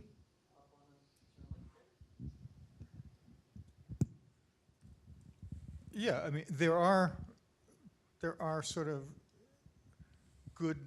good stories. Parental leave benefits in Canada have been enhanced tremendously over the last 20 to 25 years. And that was after a long, hard fought. Most provinces have got some sort of publicly financed child care system at this point. I would suggest that acknowledges some of our relational responsibilities and the fact that we live our lives, our intimate lives with others, and that is the primary reason that we are in the labor force.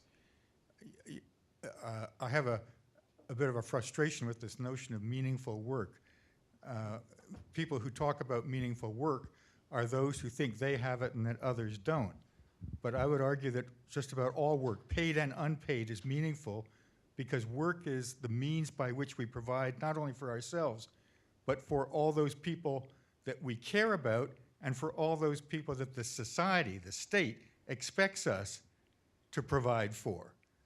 And I would add that the reason that it's important for us to put a sort of policy lens on this is that in liberal democracies, it's always assumed that the state will leave people alone in their private lives as long as everything goes all right. But as long as everything goes all right means that as long as you feed, nurture, take care of the young, the old, those who are in need. So the private institution of the family, the so-called private institution of the family, is always subject to public scrutiny. I figure that there's no free lunch for the state, though. If you're going to have these expectations of us as intimate partners in our family domains, then there's an obligation for the collectivity to acknowledge the responsibilities that you assume, because it's not just you who are the beneficiary of the investment that we make in one another, it's the larger collectivity. So we all need to make a commitment to a broader range of public policies. The child care, the parental leave benefits, increasingly some regulations acknowledging work and family obligations are there. But there's an awful lot more to do. I mean, and we listened to the story of Carlos, and worker and protection and legislation. It's just begun to be acknowledged, I think, as an issue by virtue of employment-related geographical mobility. So there's an awful lot more to do. One final little appeal is that to the researchers,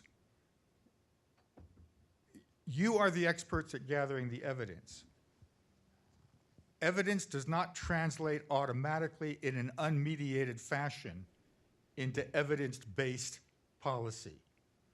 There is a set of skills, interpretive skills, that are necessary in order to actually have that influence on public policy. So if you want to get to that point where Dean Simpson, is it, who said, you know, what our job is here as academics is to figure out how we can live together well, then we, as researchers, also have to find people to work with and also perhaps hone our skills in communication and getting the message out. Others on the panel want to weigh in on that? Yep, Catherine? Thank you. I think the first thing to think about is that policy is not monolithic. You have to be, we've already had an example of a fantastic policy in a municipality. You have to think specific. You have to think which particular problem do you want to address with your research, or as a community member or as a partner. And I think, as we touched on a bit, there's a ton of good policy on all sorts of things in Canada. And the key word for a lot of the ERGM, the Employment-Related Geographic Mobility challenge, is invisibility.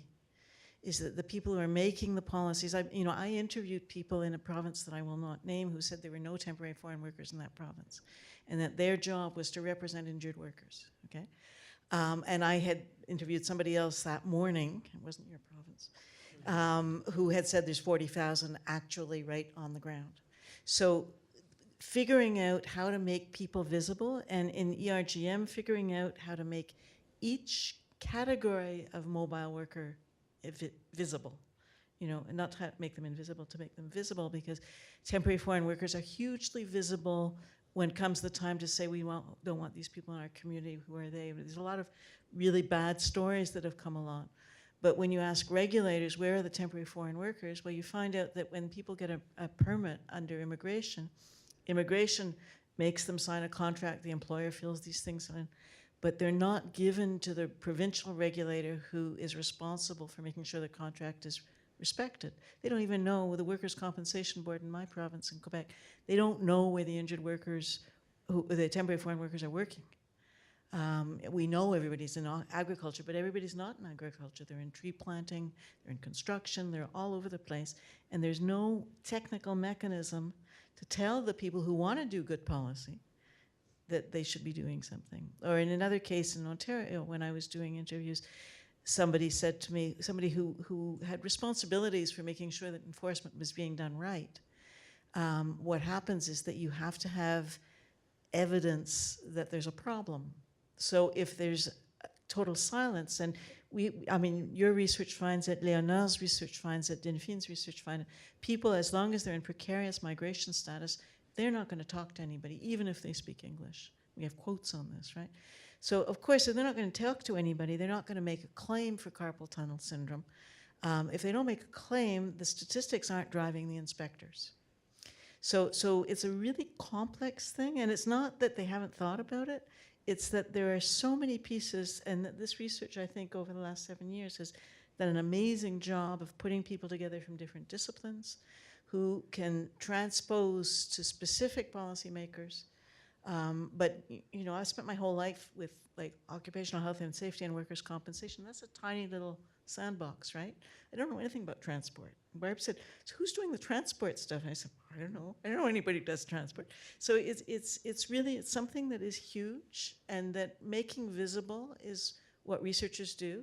And policymakers, when they get evidence, for the most part, and I don't want to overgeneralize either, but they feel that they should address that evidence. But if they don't have evidence, somebody else is knocking at their door beforehand. So I guess that would be what I would add. Anyone else? No? Yeah, Jared? Just to build on what you're saying, I think it's one thing. How do you get it into the hands of the policymakers, and what are the multiple ways that we can do that to make, as you say, the invisible visible? And so I think there's a lot of work that we can all do to get advocates involved and activists involved, and whatever that may mean, whether that's the labor movement who needs education, because if you look at some of the problems that we've talked about in terms of an engaged union that actually is thinking outside of their own membership, they may not be representing the workers that we're talking about, or they may be and just have no clue. So you've got a bunch of different challenges. And depending on what sort of province, I speak from an Alberta context right now, where the labor movement actually has the ear of the current government, which has never happened before and may not happen ever again, and it's terrifying, but that's a whole other separate discussion. But the current government came in and was saying, we need to know, we want to actually make a bunch of changes here. Who do we talk to? And so they're talking to people who maybe tangentially have some information. I was pulled into some consultation thing, and I go, this is not my lived experience when we're talking about temporary foreign workers. You need to get other people in the room, and who are those people, and what are the problems, and what are your plans for accessing already marginalized people who have a lot at stake? So we need to do some of that work for it, and I think activists, in whatever form that might take, arts and cultural community as a way who've really practiced at getting things out. We're seeing a lot of artwork and different modes of communicating may be a way as well. Right? Any others on this very rich question? Good? Okay. Hand at the back there. Yeah, hi everyone. My name is Sean Markey. I'm with Simon Fraser University from British Columbia and part of the On the Move team. Thanks very much for being on the panel. My question is for the Newfoundland crew, but other people can chime in, yourself included, Rob.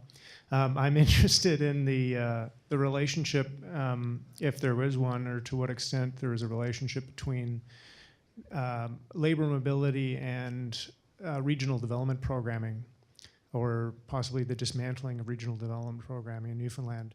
Has labor mobility been incorporated into regional development strategies? Is it part of a sort of a market-oriented approach to do away with those programs, if that is the current status of them, or generally the relationship between the two of them? Great question. Kelly wants to go first. Well, hello?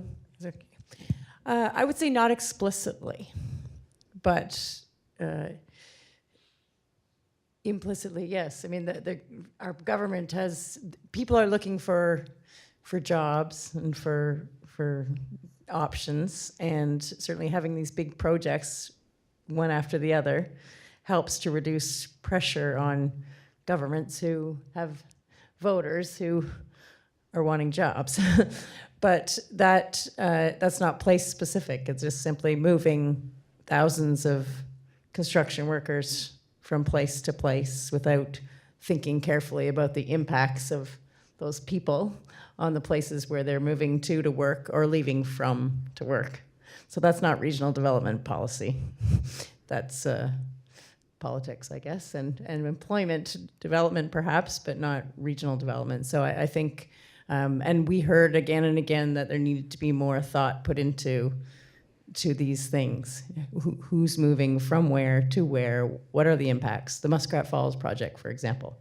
We did interviews for a month across Labrador Straits and up into Happy Valley Goose Bay, and heard again and again from different communities about the impacts that they'd felt, both as source communities and host communities, and how that those impacts had not been adequately considered. And we've heard, as I said, that people say that we're doing it because there are no options in our community, and there are no rural development associations in many areas. The regional economic development boards have been dismantled, and our municipalities don't have the capacity to deal with these questions.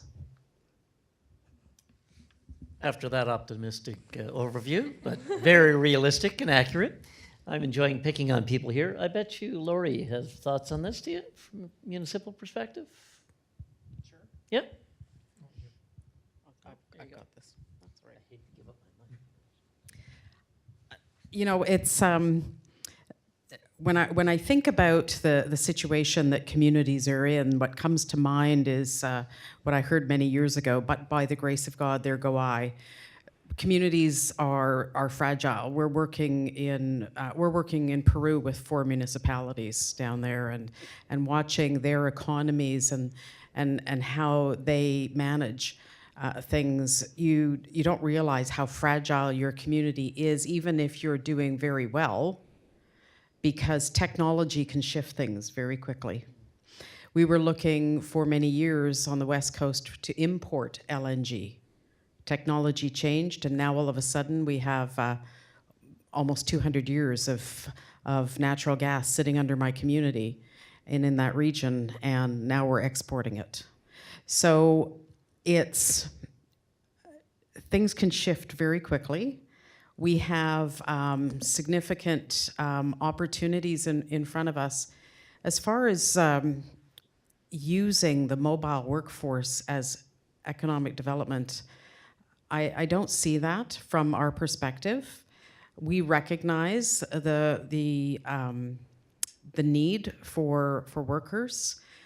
I, having lived the experience of being literally a single mom when my former husband did the traveling, it's not an easy life. And so the people that have made that decision make it, it's tough. So we don't consider it to be economic development at all. In fact, we try to make it as easy as possible. We've got a lot of people who have moved to Fort St. John simply because they don't want to be separated. And so now they're separated from the grandmas and the grandpas and the aunties and the uncles. So you're still, away from home. It's not an economic development plan. Others on this one? I can't help but jump in. A lot of my work has been in government, in regional development, rural development, as well as at the university, and with the Harris Center, we kind of play that spanning role. And in my experience, I was an ADM policy and economic development in Saskatchewan. And then before that, I was a director in Newfoundland. And in the last 20 years, I think in Canada, province by province by province, regional development policy has eroded. And there's a whole lot of factors. Some of that got exacerbated during the Harper years. That's when Atlantic Canada, not just Newfoundland, lost federal support for the regional development organizations. I think the weakness of municipal government in Canada, we often think we're the most decentralized, or we're a federal system. But sub-provincial, we're the weakest in the OECD. We have the weakest local government of all the OECD countries. And local government is the closest to labor market areas, and we have some counties in Canada. So I think municipal government really has a key role to play in connecting policy with practice and learning from this stuff. But also at a really fundamental level, I think there are communities like Deer Lake in Newfoundland, the hub communities, some of them, that the presence of an airport is absolutely essential. Many people left the Northern Peninsula and other areas around Deer Lake to get closer to the airport at least and move their families there. And I don't know the municipality and any development organizations didn't deliberately target that. But I think we still, and with demographics, we have to stop equating development with population growth. I've done a lot of work in Iceland. People in Toronto say Newfoundland is too small to succeed. It's the equivalent of 3 subway stops. Well, no, sorry. The UN Index of Well-Being is dominated by small jurisdictions. Using good governance is key. And we need the lessons from this project because people are literally voting with their feet. And we've always thought about place-based development meaning jobs here. And it's not necessarily either or. So I think we need to link some of those structure issues around organizing for development with the strategy issues of learning from these real trends that whether and you can judge, you know, on conspicuous consumption and everybody wants their big trucks, so they're willing to make the sacrifice. But you need a job. So I would suggest we're not doing it, but I think we should be doing it in terms of linking this issue with regional development policy. Sorry, you ask, I always answer. Other questions, comments? Right up here at the front, get a mic. Not a comment, but not a question, but a couple of comments. First of all, I applaud you. The growth and development are definitely not the same thing. If you think about a small child who gets taller, but is still very spindly and thin, that child has not developed. He or she has only grown. The importance of development is that it does have that rootedness, that it puts flesh on the bones. It creates not just growth potential, but intellectual growth potential, community growth potential, jobs, employment, rooting in society. That's the first one.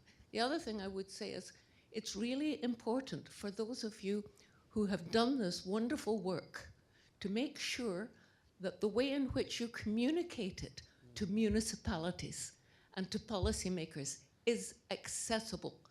Take your jargon and throw it out of the window. Jargon is for the academic elite talking to other elite in their own particular codes, and there it is appropriate. It is not appropriate if you want to be understood outside of that little group. Accessible language is something that the Academy has still a great deal of learning to do.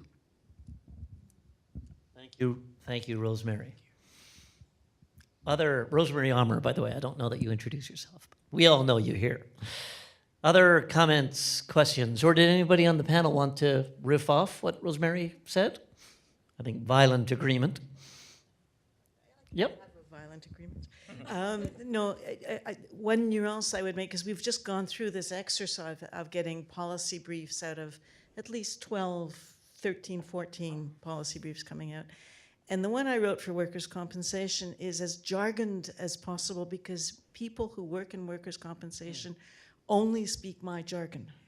So I don't talk to you guys about deeming, but if I start talking about the residual money that, you know, a workers' compensation advocate knows what deeming is. And when you start saying, well, these are the folk, and this is their life, and then you talk about their life the way you talk about your life, they understand the facts. That's what you got to get to. And then you have to speak to them in their language. And if their language is technical, it doesn't make nice publications, but it gets to the people who need to hear it. So I second you, but at the same time, sometimes you have to get even more jargon than I would give if I was in an interdisciplinary meeting, because you guys don't want to know about deeming, except for the people who live it.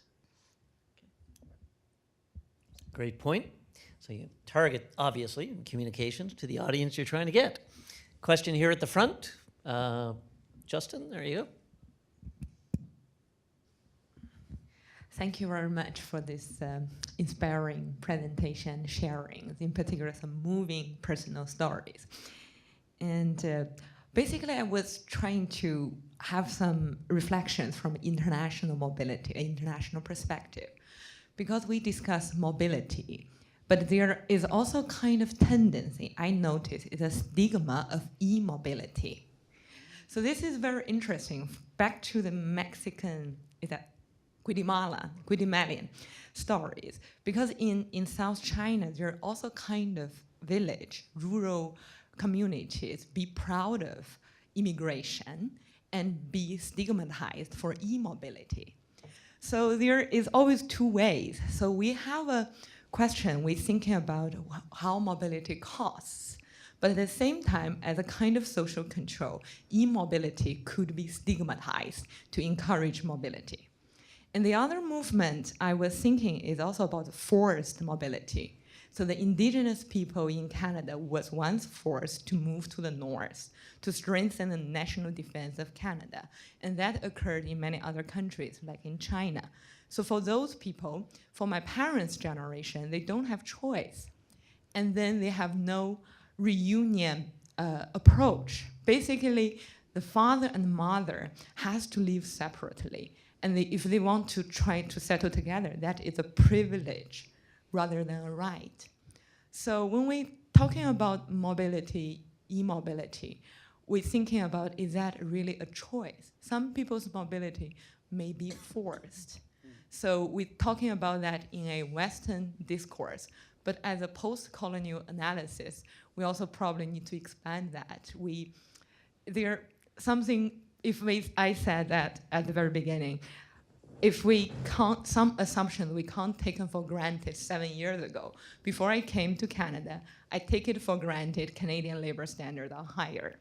But then when I came here, I find not necessarily true. But when we're talking about mobility, we said that money is a major driven factor, but not necessarily all mobility are driven by choice of freedom. So that is kind of a comment. Thank you very much. Thank you very much. Anyone on the panel want to respond or add to that? Just quickly. Stereo. Yeah, that just reminds me of a colleague of mine who is from the Philippines and has family back there and was talking to younger people. And so I was trying to understand the context. And for me, she said, okay, here, you grow up in Canada and you go, what are you going to be when you grow up, right? And she said, well, for my family in the Philippines, it's, so where are you going to be when you grow up? And it's a significant, so that just speaks to some of that immobility or that pressure, right, of where you're going to be. Yeah. Often start many workshops in Newfoundland with the questions, kind of warming up the crowd. Say, where do you live? Where were you born? Where do you belong? And sometimes people wrestle with that last one. Other comments on this one? Barb?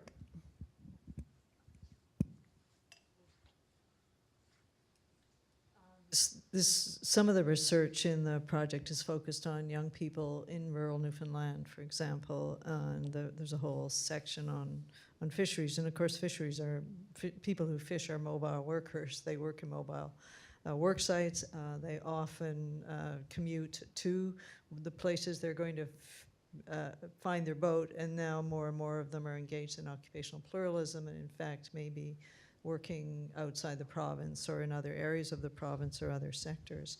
But in fishing communities, the research on youth, it points, I think, to the stigmatization of immobility, the understanding that the brightest and the best are the ones who leave, and that you should and must go someplace else, and those who stay behind are in some sense a failure. So yeah, I think that's part of that's certainly an issue. And the other thing is a lot of the research is talking about the relationship between mobility and fixity or immobility. That again, in order for someone to be highly mobile, someone else may in fact need to be fixed in place. And that's part of the gender issue that I was pointing to, that again, if we look at this statistically in households where one person engages in what Michael Hahn calls excess commuting, which is travel that exceeds, between home and work, that exceeds 200 kilometers as the crow flies, that what you notice is with the other spouse is that they have more circumscribed mobility than other groups, right? And that's often the woman. And so her opportunities to be mobile, to find work, if there is a mobility premium, hers are being constrained in order to provide support to the other person to be mobile.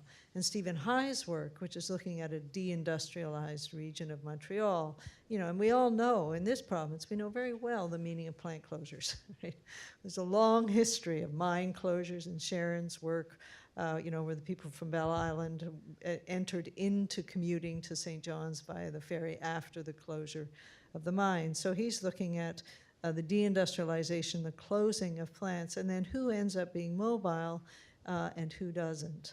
And the pattern that you see is the younger workers who get pushed out earlier and have the lowest seniority end up being mobile. The older workers often, and the women again, don't have the same level of mobility as some of those other workers. So there's a complex relationship between mobility and immobility. And in terms of forced mobility, I mean, one of the things I was thinking about today, I think an area that we definitely needed more work, we have Tracy Friedell's work on Métis in the project, but we certainly need a lot more, I think, on First Nations and Indigenous peoples and the impacts of the history of colonialism on mobility. So you have peoples who have historically been highly mobile.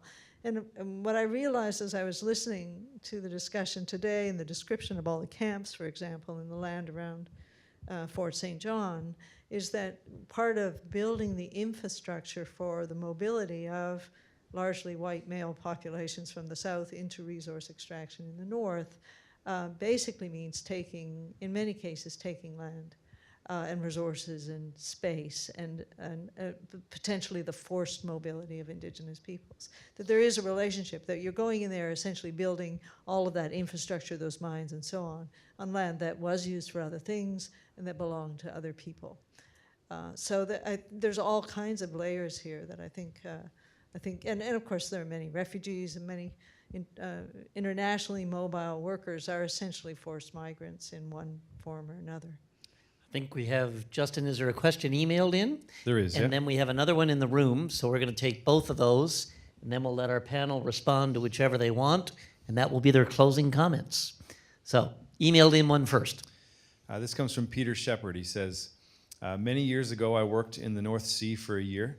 Recently, I did my carbon footprint back over the last 45 years and realized that my bi-weekly commute from Aberdeen to the Shetlands by plane, then by helicopter out to the rigs, amounted to about 9 tons of CO2 commuting over the entire year.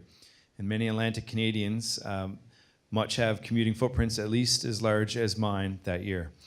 Since then, I've trained as a passive home builder within the Passive House Institute of the United States, and it's recognized that in North America, we have only 100 tons per capita carbon budget if we're to stay below plus 2C.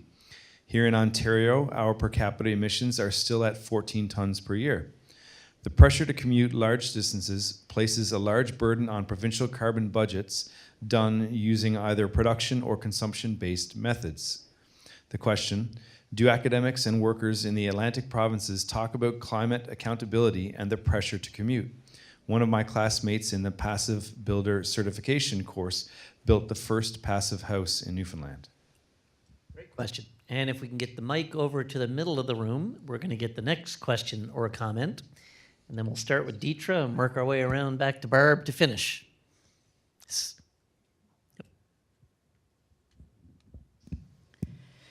Hello. Well, thank you very much. Very interesting, the panel. I'm Leonor Cedillo. I'm an OTM affiliate, a scholar. And, well, I was thinking that we have lots of bad examples and some good examples.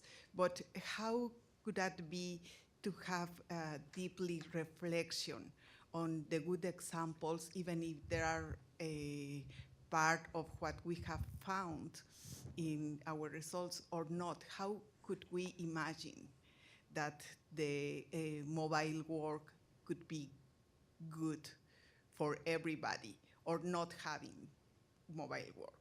So it is, of course, there are a lot of different types of work, different types of personal aspirations and whatever, but how could we imagine that the mobile work would be more friendly?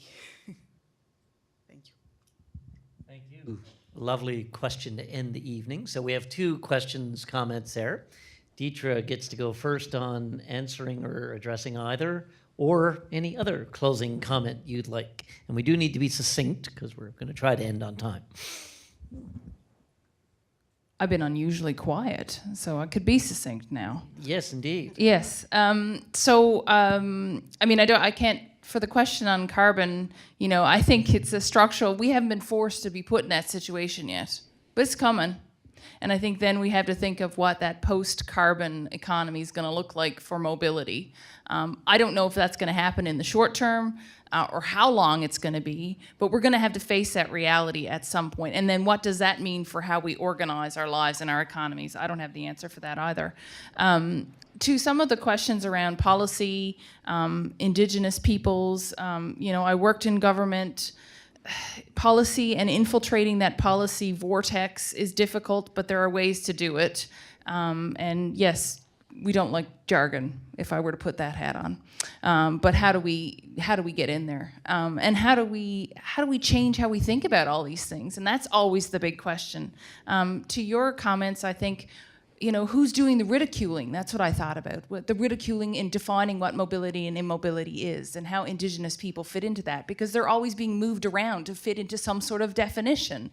Now people are ridiculed because they don't want to leave their communities where they were settled in, where there's no economic development and no possibility, but they can't move because they're so embedded now and they don't have any money to go to get education in Iqaluit. It is ridiculous.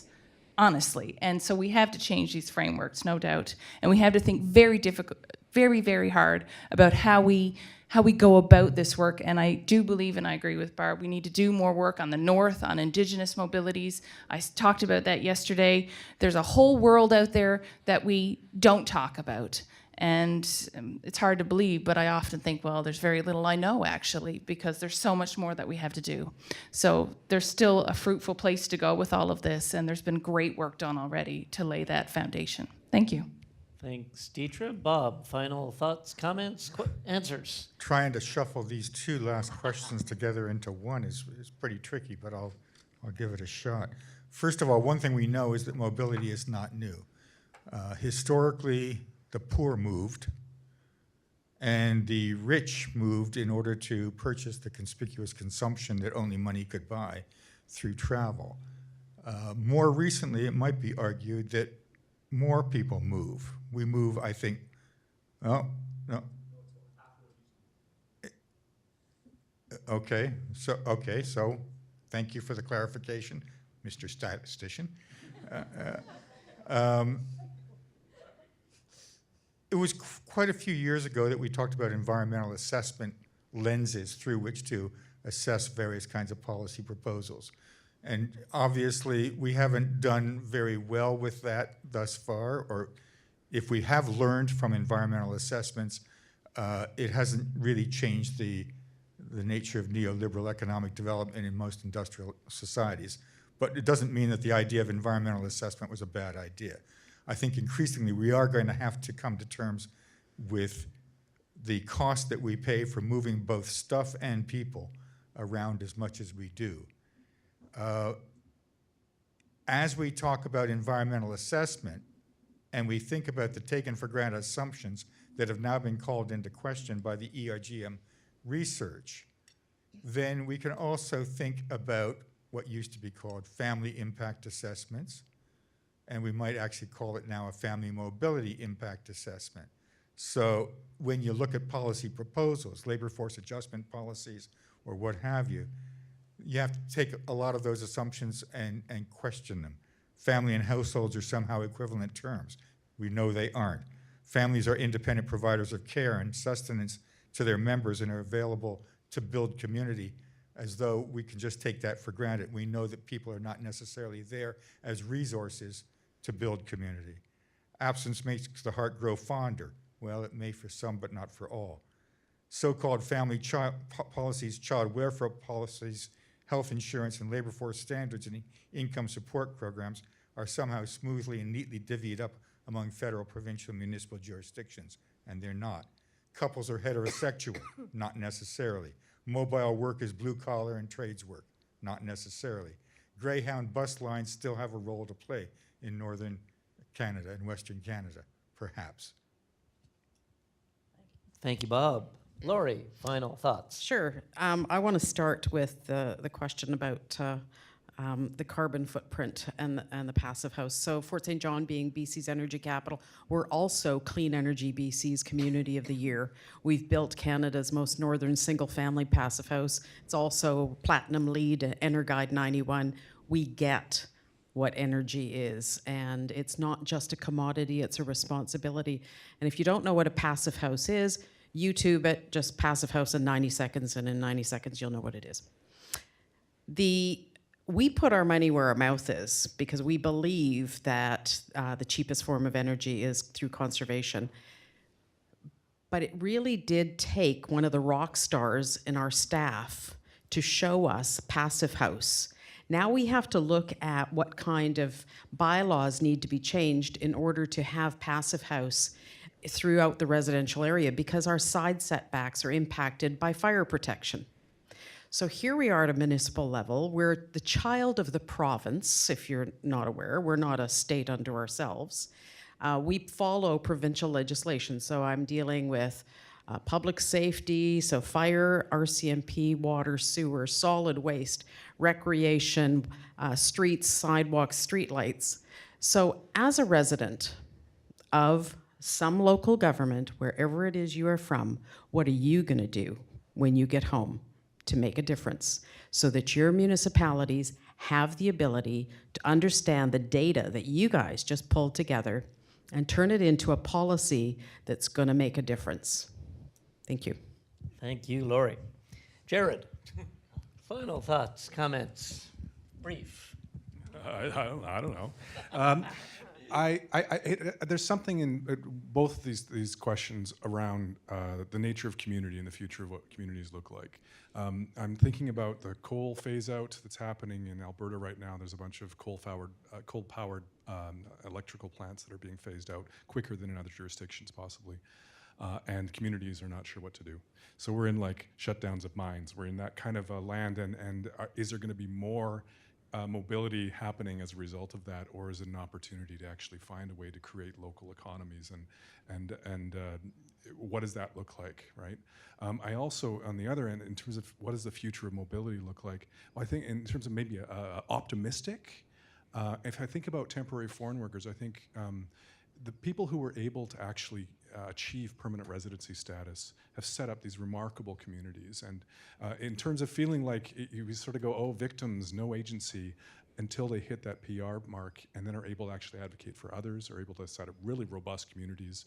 Banff is interesting right now because of the amount of turnover for people who are in the caregiver program. There's a huge Filipino community, and it's also multiple generations of different ethnocultural communities now, which I think is rich for communities. That doesn't mean that it should excuse any of the abuses that come along with sort of programs, but maybe I'll leave it at that and say that shedding a light on all of these issues, it's really remarkable to me to see, as I'm learning this today, yesterday, and as we go forward, how many intersections there are and how big a role employment-related mobility actually plays with a bunch of different things that I didn't know. I didn't know they touched that before. So, Thanks, Jared. Over to Catherine, final comment. Yes, I'm following acts that are hard to follow. This morning, somebody gave a presentation and talked about the ecology of mobility, and I think the question on the phone is extremely important and related to that. And what it made me think of this morning was Marilyn Waring, who has written a book on economy about counting for nothing. And so when the Exxon Valdez catastrophe happened, the gross domestic product went up.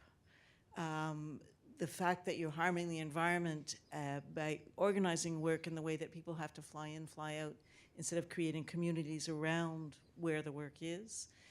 You transfer the costs to the workers who have to themselves pay for all that moving back and forth, and to the environment because my carbon footprint, I have an electric car, I don't do much, and I looked at my gold collared mobile work, I'm toast, right? Basically, my carbon footprint is huge because I come here and I go to France and I go to Australia and I do this every year, and we've got to stop doing that. So I'm sensitive to that, and I think in terms of Nell's question is, and it's exactly what you said, is that the good way of doing mobility is to do mobility in the way that mobility stops being mobile, so that you allow people to transition. You create communities, even if it's internal Canadian mobility, you allow people like you've done to establish themselves with their kids and their family and to create a community around the resources. For temporary foreign workers, you allow transition so that they can stay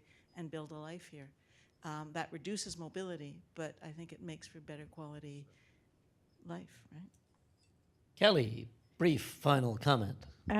Great question about the carbon footprint of this. It's something I've been really wanting to try to look at over the lifetime of the project. It's just that there were so many questions, not enough time and resources as always. So I do know that Carrie Murray from the Newfoundland and Labrador Federation of Labor, who's part of our team, is part of another project on climate change and work, led out of York University, is my understanding, and they are considering some of these questions. So we were just talking about it today, about how it'd be great to work together and look at that. We have some idea about the numbers of people traveling back and forth from Newfoundland and Labrador to Alberta, for example, some ideas about the shifts, and so we could maybe do some rough estimates on the kind of carbon footprint of that.